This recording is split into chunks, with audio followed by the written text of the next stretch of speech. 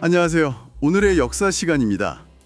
7월 16일, 오늘은 역사 속에서 어떤 중요한 순간들이 있었는지 함께 살펴보겠습니다. 네, 한국사와 세계사, 이렇게 곳곳에서 의미 있는 사건들이 기록된 날이더라고요. 맞아요. 7월 16일 하루에 정말 많은 일들이 있었죠. 네, 정말 흥미로운 지점들이 많아요. 핵시대의 문을 연 실험부터 네, 인류의 달 착륙 도전, 또 종교 역사의 어떤 큰 분기점들, 그리고 한국 근현대사의 결정적인 장면들까지 그렇죠. 7월 16일 하루가 품고 있는 이야기들이 꽤 묵직한데요? 상당합니다. 자, 그럼 어떤 연결고리들이 있을지 한번 살펴볼까요? 좋습니다. 우선 과학기술 분야의 거대한 발자취부터 따라가 보죠. 1945년 7월 16일 미국 뉴멕시코 사막, 여기서 인류 최초의 원자폭탄 실험 트리니티 실험이 성공했어요. 네, 바로 그 유명한 맨해튼 프로젝트의 결과물이죠. 맞아요. 2차 세계대전 중에 비밀리에 진행됐던 네, 이 실험 성공은 그 자체로 핵시대의 개막을 알리는 뭐랄까 엄청난 사건이었죠. 그렇죠. 불과 몇 주 뒤에 히로시마, 나가사키에 원폭이 투하되는 직접적인 길을 열었고요. 그리고 이후 수십 년간 이어진 냉전 시대 핵 경쟁의 그 시작점이 되었다는 점에서 파장이 정말 어마어마했습니다. 정말 세상을 바꾼 순간이었네요. 그런데 정확히 24년 뒤 1969년 같은 날짜인 7월 16일에는 인류의 시선이 이번엔 하늘, 바로 달로 향했어요. 아, 아폴로 11호? 네, 아폴로 11호가 달 착륙이라는 엄청난 목표를 가지고 발사된 날이죠. 닐 암스트롱 포함해서 3명의 우주 비행사가 갔었죠. 맞아요. 아폴로 11호 발사는 이게 단순한 기술적 성취 그 이상이었어요. 당시 치열했던 미국과 소련의 냉전 체제 경쟁 속에서 그 우주 개발 경쟁의 정점을 딱 찍은 사건이었고, 그렇죠. 상징성이 컸죠. 네, 또 미지의 세계를 향한 인류의 끝없는 어떤 탐험 정신 이런 걸 보여준 상징적인 순간이었죠. 며칠 뒤에 달 표면에 첫 발을 내디뎠을 때 전 세계가 정말 함께 숨죽이고 감동했잖아요. 같은 날짜에 하나는 파괴적인 힘의 시작을, 다른 하나는 미지의 세계를 향한 도전을 보여준다니, 이게 참 아이러니하면서도 의미심장하게 다가오네요. 그러게요. 참 묘한 날입니다. 그럼 이번에 시간을 더 거슬러 올라가서 종교 역사의 중요한 순간들을 좀 살펴볼까요? 네, 좋습니다. 622년 7월 16일은 이슬람교에서 예언자 무함마드가 메카에서 메디나로 이주한 히지라가 시작된 날로 알려져 있어요. 네, 히지라. 이게 이슬람력의 원년이 되었죠. 네, 맞아요. 이게 단순한 이동이 아니었거든요. 그 당시 박해를 피해서 새로운 공동체를 건설하고 이슬람이라는 종교와 문명이 이제 본격적으로 형성되고 확산되는 아주 결정적인 계기였습니다. 아, 공동체의 시작. 네, 이슬람 공동체, 움마라고 하죠. 그 움마의 탄생이자 통합의 상징.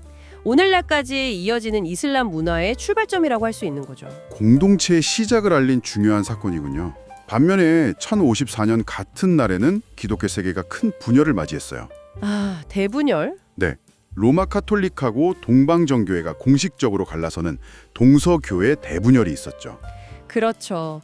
교황 특사하고 콘스탄티노플 총대주교가 서로를 파문하면서 이게 뭐 돌이킬 수 없는 강을 건넜다고 하더라고요. 맞아요.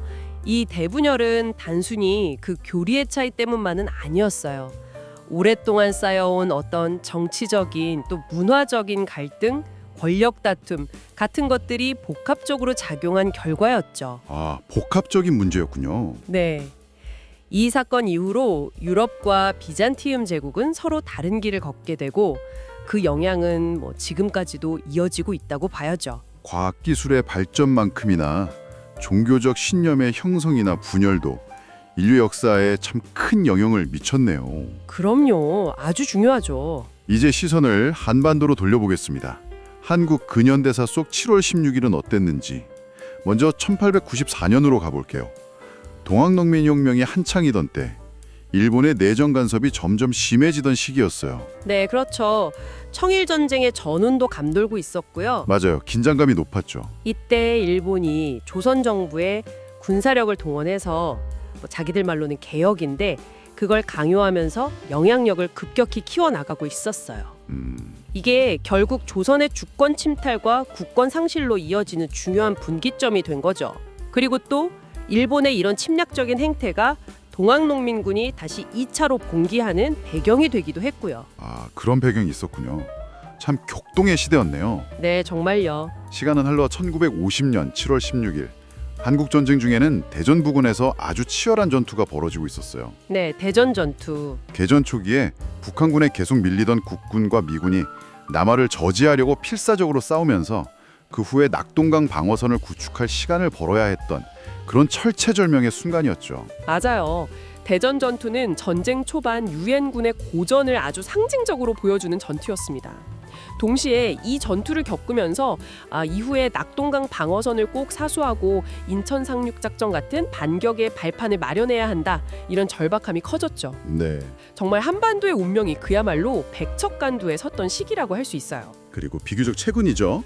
1987년 7월 16일로 와보면 6월 민주항쟁의 그 뜨거운 열기가 사회 곳곳으로 퍼져나가던 때였습니다. 네, 87년. 특히 현대자동차, 대우조선 같은 주요 사업장에서 노동자들이 대규모 파업을 벌이면서 노동권 보장과 민주화를 강하게 요구했죠. 맞습니다. 그 6.29 선언으로 대통령 직선제 개헌 약속을 받아내긴 했지만 그걸로 끝난 게 아니었어요. 그렇죠. 사회 전반에서 민주적인 개혁 또 권리 신장에 대한 요구가 정말 터져 나왔죠. 특히 이 시기 노동자 대투쟁은 이후 한국 사회의 민주주의 심화 그리고 노동운동의 성장에 굉장히 큰 영향을 미친 중요한 사건이었어요. 정말 7월 16일 하루에 이렇게나 다양한 시대와 지역의 역사가 응축되어 있네요. 네, 과학의 경이로운 발전과 그 파괴적인 이면, 종교 공동체의 시작과 분열, 제국주의의 침탈과 전쟁의 비극, 그리고 민주주의를 향한 시민들의 열망까지 정말 다 담겨 있는 것 같아요. 그렇습니다. 오늘 쭉 살펴본 사건들은 저마다 다른 맥락 속에서 벌어졌지만 이렇게 자세히 들여다보면 어떤 변화와 갈등 그리고 새로운 시작이라는 공통된 흐름을 발견할 수 있는 것 같아요. 그러네요. 어쩌면 역사는 중요한 전환점들을 특정 시점에 이렇게 압축적으로 보여주면서 우리에게 끊임없이 무언가를 말해주고 있는지도 모르겠습니다. 네. 오늘 나눈 이 이야기들이 현재를 살아가는 우리에게 어떤 질문을 던지고 있는지 각자 한번 곱씹어보는 것도 의미 있을 것 같네요.